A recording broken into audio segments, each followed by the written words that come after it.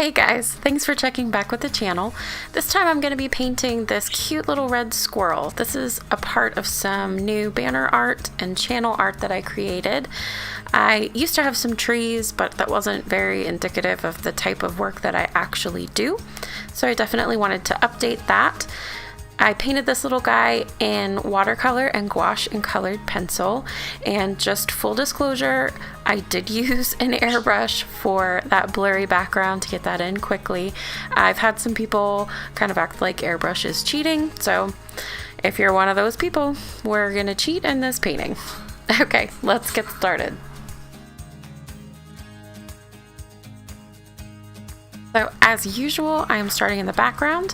I've masked the squirrel off with a little bit of stencil paper, and I am airbrushing in just a few different colors of watercolor. I've got some sepia in there, sap green, cerulean blue, and just the tiniest bit of burnt sienna wherever I've seen some reddish browns.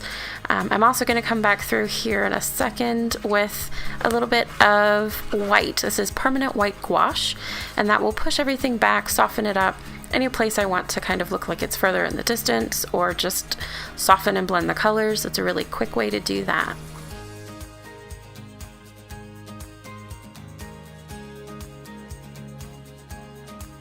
So once I have those colors as saturated or as dark as I want them, I can go ahead and get started on the squirrel here. I'm going to draw in the fur details. I'm going to just kind of sketch in with the paintbrush. Here I'm using some burnt sienna and a little bit of sepia for the darker tones. You'll also see in certain sections I will start with a wash as opposed to that kind of inky drawing that you see me doing here. Just wherever I feel like I need to blend back some of those harsh strokes, I will start adding washes of color, just like right there. And I believe I mentioned in the owl video that I did, I do not use super expensive brushes. And if you can kind of see what I'm doing with the brush, that is why. I've got the bristles all flattened out. I'll either do that with my fingers or by pressing the brush against the palette roughly. That separates out the bristles into kind of a fan, and then you get a very thin, just a very thin edge that you can make those super tiny little strokes with.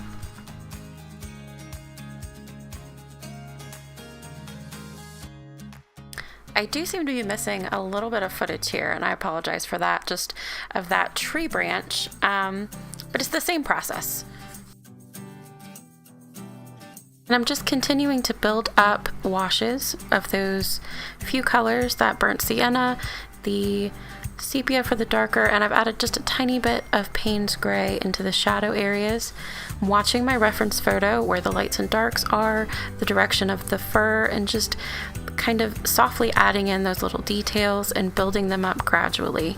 I don't want to go too dark at this stage, even though I will work dark to light for the gouache and for the colored pencil. If I go too dark now, it can be irreparable and just difficult to lighten back up again. Darkening some of the shadows on that branch. It's a little bit out of the frame. There we go. And now I'm going to start with the colored pencil, and I'm just working in some kind of scrubby, scratchy textures for the lichen and the moss growing on this branch, and also on the leaves. There we go.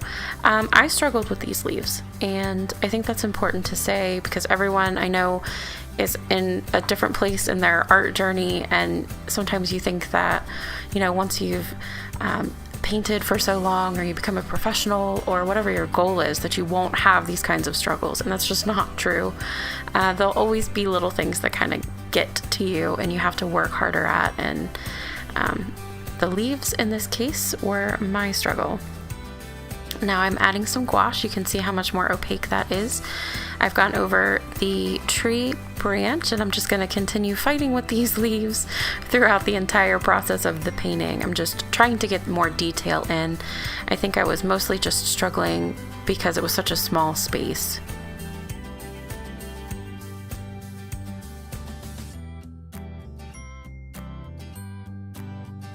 Now I'm starting to add that fur detail. It's very rewarding and satisfying to start adding those lighter colors over top. It starts to really look like realistic fur. You can see me kind of going back and forth from one section to another, blending out with, I'm using odorless mineral spirits there. Just continuing to work at that texture. A little bit of gouache. This painting's a little bit different than the owl painting that I did because I'm really going back and forth. I'm still using the same steps, but it's not kind of an all over step one and then all over step two. You can see me moving back and forth and working back and forth between the different media for each different section of the squirrel. Adding a bit more definition to the belly there. Getting that shadow in is really going to help create just the shape of the squirrel. And that's a bit more watercolor and gouache.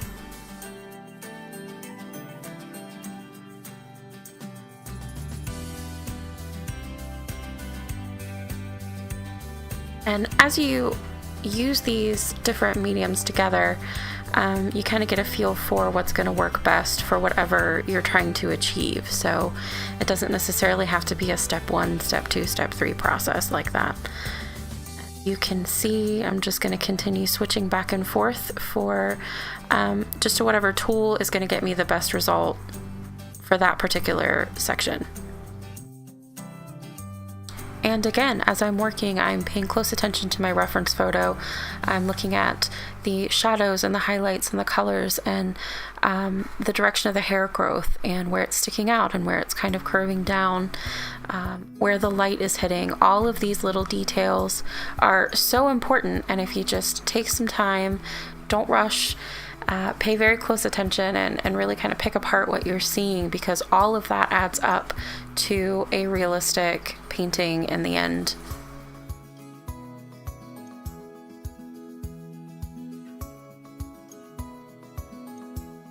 Continuing to build up these layers of colored pencil, blending out with the odorless mineral spirits. This softens the strokes. I'm able to move the pigment around a little bit. And it also takes care of any wax bloom or buildup of wax from the pencil. Adding some detail to the eye, really starting to focus more on the details here. Adding those little feathery hairs off of the ears because this is a European squirrel.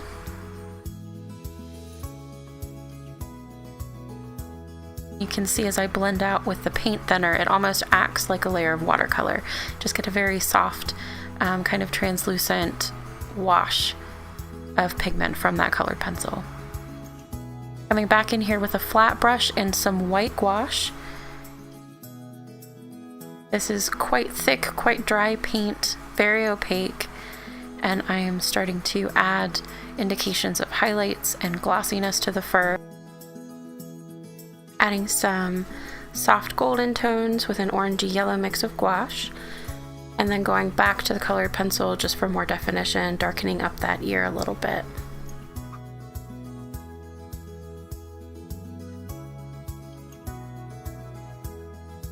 I will continue to layer in the fur, layer in the little details, and to adjust my values. Getting the values right is extremely important, making it look realistic. More highlights here, a bit more gouache. And when the gouache first goes on, it can look much more bright or opaque.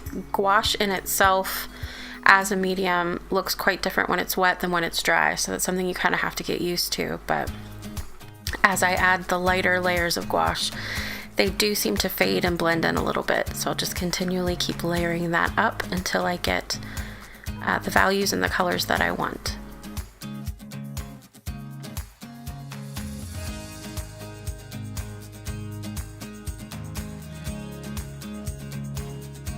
And that's the final painting. Thank you so much for watching. If you enjoyed this, give me a thumbs up.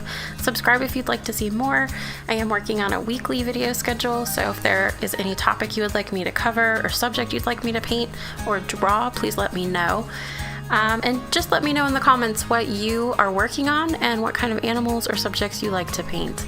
You can follow me on Instagram or Facebook to see what I'm up to at the easel and away from it. And I will see you guys next week. Thanks.